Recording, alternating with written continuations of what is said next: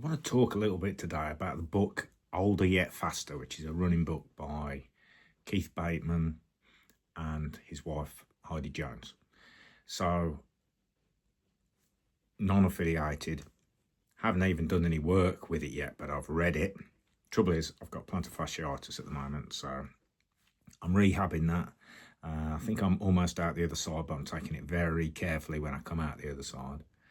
And while I've been injured, I've been consuming loads of running podcasts, running content, and somebody somewhere recommended this book, Older Yet Faster, and it's about being able to run into your later years. And Keith Bateman, who writes the book, co-authors it with his wife, he's I think he's 67 now, but he holds loads of Masters world records. So he's got 5 world records for over 55.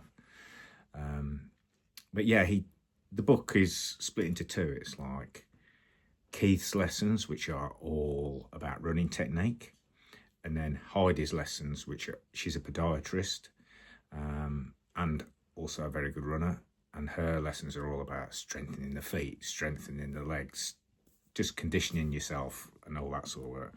Now, when I came into that, I'd also just come out of watching a podcast with Jay Dichary, I think it is Dichary, who's a renowned running biomechanic, like he is a running coach, but really exclusive. So I learned quite a few different things from him. And then when I saw this book, I thought, it's similar. It's going to teach me how to build my body up and then start working on my technique. So I've done, I think, 3 running courses before. Chi running, a pose method running course, and a guy, I think his name is Frederick Zill, and I did his course, which I kind of got them all to try and improve my technique. And I haven't improved my technique, and I'm not blaming the courses. What doesn't help, the pose method one was actually quite good, but what doesn't help is not being able to get feedback, because I find it really hard to see in myself what I'm doing. And when you get this book, Older Yet Faster, you get access to a Facebook group, and you can upload a video of your running form, and it will get critiqued by Keith himself and maybe Heidi as well. Now, you're only supposed to do it 3 or 4 times a year, but they seem like they're really helpful in helping you try to run the way they're teaching. And their technique stuff is kind of nice and basic. It's not too complicated. There's not millions of drills. There are drills, but it just looks like the sort of thing that I'm gonna get a lot out of. So I will document that when I get back to running. I will document it. In fact, hopefully I can show you a photo now of something I've already got, where I took a side video and just took a still of my form, and saw that Keith was saying that we want the foot landing very slightly in front of our hips. You can't land it under your hips because you will fall over when you're on the move, but it's only very slightly in front of our hips, and lots of diagrams about where that should be. And because I'd already got some videos of my running on my phone that were quite recent, I had a look at one to see where it was, and my hip is quite a long way behind this vertical line that he talks about. So I'm going to use that when I get back to running, because I'm a slow runner.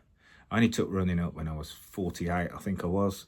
And I've been good at pretty well all sport all my life. I'm a single figure golfer. I've always been natural at sport, really. But I was a good runner when I was a kid, a younger kid. And then as I sort of went through puberty, I don't really know what happened. Mind you, I did start smoking and drinking a lot in those days, so that didn't help. But I think, as my body changed, so I just really lost it when it came to running. And this looks like it's going to help me get back some technique. Because I run now, and I'm doing 6 minute 30 kilometers, which is, yeah, it's okay. And I know people go, oh, you should be happy with that. But to be honest, I'm not happy with that.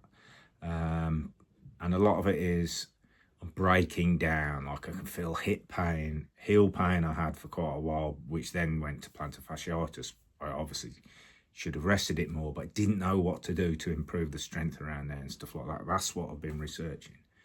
I started off with knee pain and Achilles pain, then got orthotics, which I think I made the mistake of keeping them in too long. I was told that I'd have to wear them forever, but I don't believe that anymore.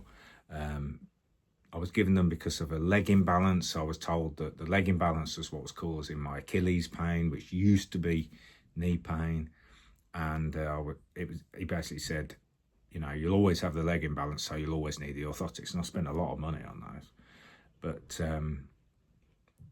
yeah, I think this is one of those things where it's just shifted up to my hip. It's in my heel now, and maybe my lower back a little bit. And I just think you kind of need to be told you're going to have to build up your body, not just run, because actually running, it turns out, doesn't do anything for like your bone density, your muscle mass and your tendons. It does not build them stronger. In fact, it's more likely to give you wear and tear on all of them. Actually, no, bone density would be okay, but it's not much better than swimming or cycling for your bone density when you really think it would be. And that's from studies that I've read. So you have to work on all those separately. So yeah, that's what I'm going to do. So I'm going to document that a bit and keep referring back to the Older Yet Faster book. There's podcasts you can find where Keith Bateman's interviewed, so it's not like I'm going to be giving away what's in the book. I'm not going to particularly recommend it to you now, but what is good is when you get the book, you get access to this Facebook group, but there's also loads of videos online that you get access to with the book. And there's like all Keith's running drills. And to be honest, I haven't really been through those yet. I've read them in the book, but there's no point because I can't do them because of my foot. I don't want to push it. But there's all videos of Heidi's foot strengthening, and stretching and leg strengthening, quad strengthening, glute strengthening. There's all that stuff in there. It looks really quite good.